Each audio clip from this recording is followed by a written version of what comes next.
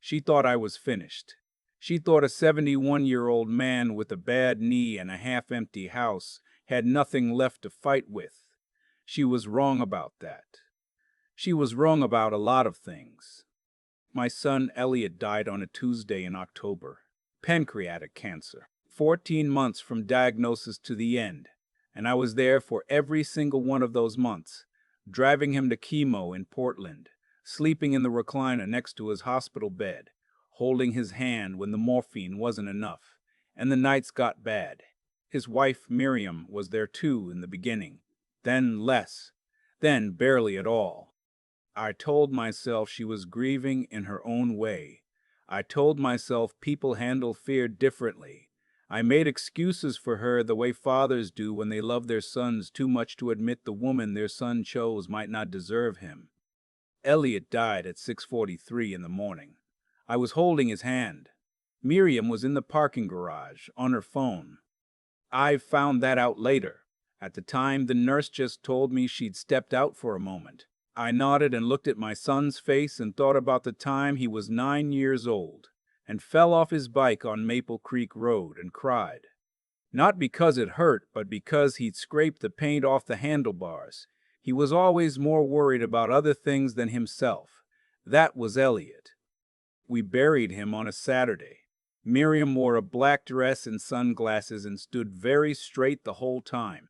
She didn't cry. I noticed that. A few of Elliot's friends noticed it too. I could see them glancing at each other during the graveside service. I didn't say anything. You don't say anything at a burial.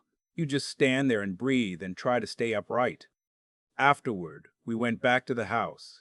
Elliot and Miriam's house, which had been my father's house before that, which I had signed over to Elliot when he got married because he needed the equity, and I wanted him to have something solid. The house sat on 2 acres outside of Medford, Oregon, with a creek running through the back of the property and a workshop in the detached garage that Elliot and I had spent 20 years building things in together. Bookcases, a dining table, one very lopsided canoe that we were both very proud of. There were maybe 40 people crammed into that living room.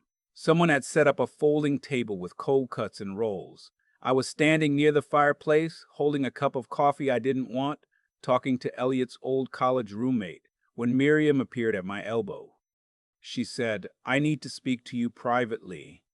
I followed her to the hallway off the kitchen. She closed the door partway and turned around and looked at me with an expression I had never seen on her face before. Not grief, not exhaustion. Something much more deliberate than either of those things. She said, "I've already spoken to an attorney. The house, the accounts, the shop, the truck, all of it transfers to me. You have no legal claim to any of it." I said, "Miriam, Elliot just."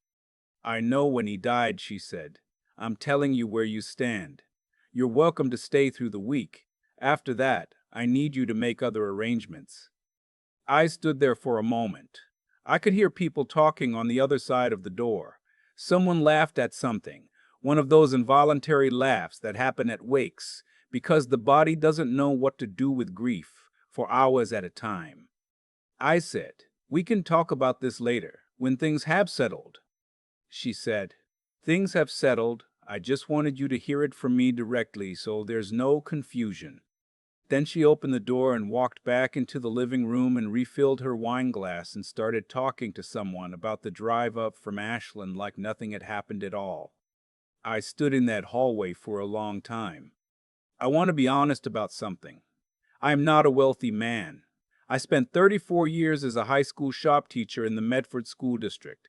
I have a pension, a modest savings account, and a 2009 Ford Ranger with 200,000 miles on it. When Miriam said she was going to leave me with nothing, she wasn't threatening to take something extravagant. She was threatening to take the workshop, the tools, the land my own father had paid for, and the sense that my son's life had meant something that would last. That mattered to me more than I could explain to someone who didn't already understand it. I moved into my brother-in-law's spare room in Grants Pass. His name is Clifford, my late wife's younger brother, and he is a patient man who asks few questions and makes good coffee. I slept on a mattress that was 2 inches too short for me and stared at the ceiling every night and thought about what Elliot would want me to do. I thought he would want me to let it go. He was always the one who said, "Dad, pick your battles." He had a gift for releasing things, but I also knew what was in that workshop. Not just tools and lumber. There was a fireproof cabinet bolted to the concrete in the back corner, behind the table saw. Elliot had installed it himself. He'd shown it to me about 8 months before he died, when the diagnosis was still new, and he was still thinking clearly about arrangements. He told me there were documents in there. He said, "Dad, if something happens and things get complicated, you'll know where to look." I had not looked yet. I didn't know if I could get in, but I knew I needed to try. Getting back onto the property was not something I planned to do dramatically. I simply waited until a Thursday afternoon when Miriam's car was gone, drove out on the county road, parked behind the tree line where the old logging trail runs, and walked the half-mile to the back of the property along the creek. I knew every inch of that land. I'd walked it with Elliot since he was old enough to keep up. The workshop was unlocked. Miriam didn't use it, probably hadn't been inside it twice since the funeral. The fireproof cabinet was exactly where it had always been. I had a key on my keychain. Elliot had given me a copy without making a point of it, just handed it over one afternoon and said, "In case you ever need it." I had carried it for 8 months without using it. Inside the cabinet there was a large manila envelope, sealed with a strip of packing tape that had Elliot's handwriting on it. Just my name, no other explanation. I sat down on the workbench and opened it. There were 3 things inside. A letter from Elliot, handwritten, 4 pages. A second sealed envelope addressed to an attorney in Medford, a man named Gordon Pressler, whose name I recognized because Elliot had mentioned him once or twice over the years, and a folded document that turned out to be a separate legal instrument that Elliot had executed without Miriam's knowledge approximately 11 months before he died. I read the letter first. I'm not going to share all of it here, because some of it is between me and my son, and nobody else. But I will tell you this. Elliot had known, for longer than I had, what kind of woman Miriam was. He had discovered things he didn't tell me because he didn't want me to worry while he was sick, and he didn't want to make his last months into a war. He had been quietly working with Gordon Pressler since the previous spring. He had protected what he could protect. The letter ended with, "Dad, you always taught me that a man builds things that last. I tried to build this so it would last for you. I'm sorry I couldn't be there to see your face when you read this. I love you. Elliot." I sat in that workshop for a very long time. The afternoon light came through the small window above the workbench the way it always had. Dust in the air. The smell of sawdust and machine oil that I have loved since I was Elliot's age, and my own father first taught me how to use a table saw. I put the letter back in the envelope, put the envelope in my jacket, and drove to Medford. Gordon Pressler was a compact, careful man in his late 50s, with a tidy office on Oak Street, and the kind of stillness that good attorneys develop over decades of hearing things that would rattle anyone else. He had been expecting me, he said. Elliot had told him I would come eventually. He gave me time to sit down. He offered me water. Then he explained what Elliot had done. Miriam was correct that she was the primary beneficiary of Elliot's estate under the terms of his will. What she did not know, what Elliot had intentionally not disclosed to her, was that 14 months before his death, he had transferred the workshop property, the 2 acres it sat on, and the full contents of the cabinet into a separate trust. The family home, which was technically the parcel adjacent, remained in the estate and would pass to Miriam as she had anticipated. But the workshop parcel had been legally subdivided and retitled more than a year before Elliot died. Gordon said, "The subdivision was recorded with Jackson County. It's been on file for over a year. There's no challenge to it." I said, "She doesn't know." He said she has not been informed, no. I thought about that.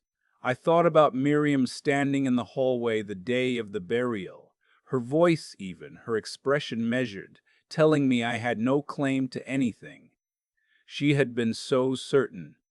I asked Gordon what else was in the trust. He told me Elliot had also named me the sole trustee of a separate account he had been quietly building for 3 years. Money set aside from his woodworking commissions, which Miriam had always treated as hobby income and therefore not tracked carefully. Elliot had been selling custom furniture to clients in Portland and Bend and Ashland. Not a fortune, but not nothing either. I said, "How much?" Gordon told me. I nodded slowly. It was enough to matter.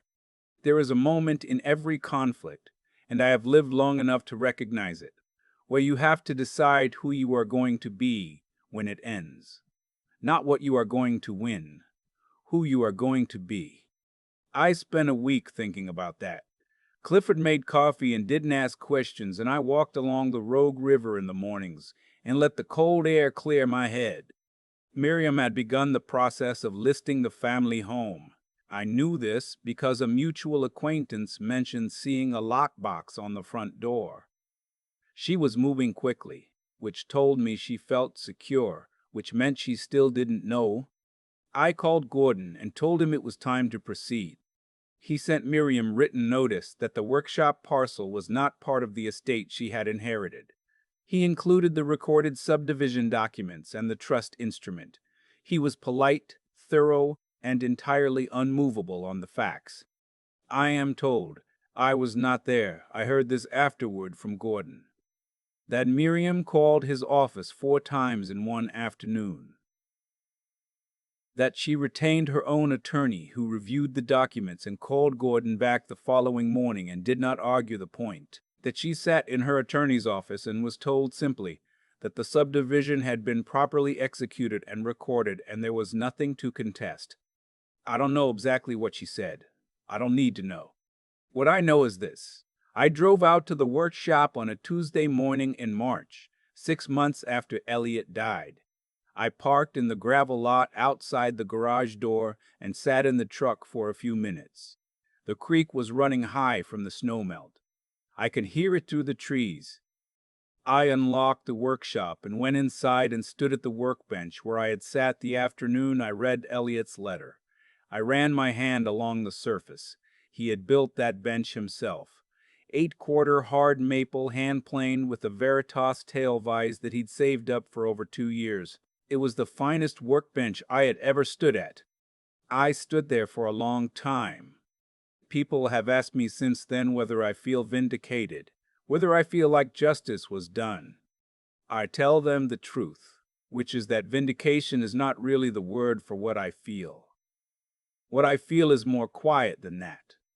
I feel like my son, even at the end, was thinking about me, that he used the time he had left, the time he should have spent resting, to build something that would protect me. That is not a small thing. That is, in fact, the largest thing I have ever been given. Miriam sold the house and left Medford. I don't know where she went. I don't think about it much. The workshop is mine now. I go out there most mornings. I've been working on a blanket chest, white oak, hand-cut dovetails, the kind of project that takes months if you do it right. Elliot had started the design on a legal pad. I found it in the cabinet with his other papers. I'm building it from his sketch. It takes me longer than it used to. My hands aren't as steady as they were 10 years ago, and my knee complains if I stand on the concrete too long. I take breaks. I sit on the workbench and drink coffee from the thermos Clifford gave me and listen to the creek running through the back of the property.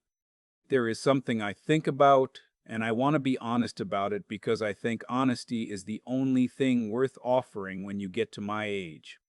Elliot did not have children. That means there is no grandchild sitting somewhere wondering why I disappeared from their life. That made my situation different from some. I did not have to choose, the way some men have to choose, between protecting myself and staying present for a child who had done nothing wrong and needed someone steady. If there had been a child, I don't know what I would have done. I want to say I would have found a way to be there for them regardless.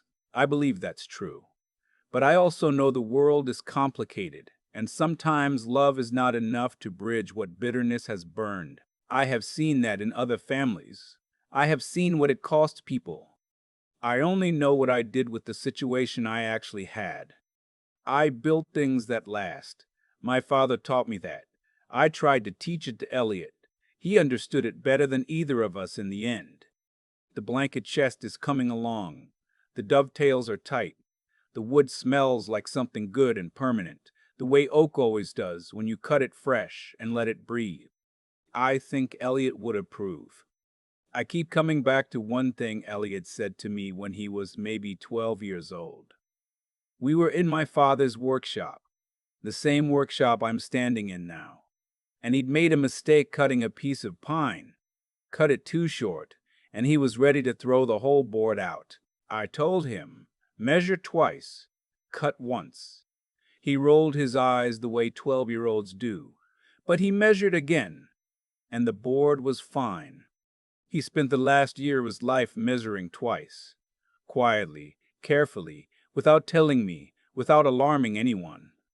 He sat with an attorney while he still had the strength to sit up straight, and he made sure that what he'd built would not be taken apart by someone who had never valued it. That kind of thinking, the long, patient, forward kind, is not something you're born with. It's something you practice until it becomes the way you move through the world. Miriam counted on me being too old, too grieving, too ordinary to push back. She made a calculation about who I was and what I was capable of, and she got it wrong. Not because I'm particularly clever, but because I did not act from anger. I acted from what Elliot had prepared, and I trusted the process, and I waited. Those three things together: doing what's right, thinking clearly, and holding on when everything in you wants to collapse. Those three things are what actually determine how a situation ends. Not who yells the loudest in a hallway, not who files first. I have seen men my age walk away from fights they should have stayed in, not because they lacked the resources, but because they couldn't separate their pain from their judgment. I understand that impulse. The morning after Elliot died, I would have signed almost anything you put in front of me. I was that empty. But I waited. I let the grief be what it was without letting it make my decisions. That took more out of me than the legal process ever did. What Miriam did was wrong, not just legally.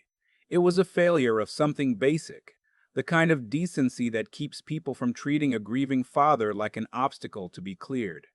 I don't need to dramatize that. The facts speak plainly enough. But I also think about what Elliot chose not to do. He did not confront her. He did not make his last months into a battle. He used his intelligence and his remaining time to build a quiet structure that would outlast whatever she planned. There is a kind of dignity in that approach that I find more admirable the older I get. He protected what mattered without becoming someone he wasn't. The blanket chest is almost finished now.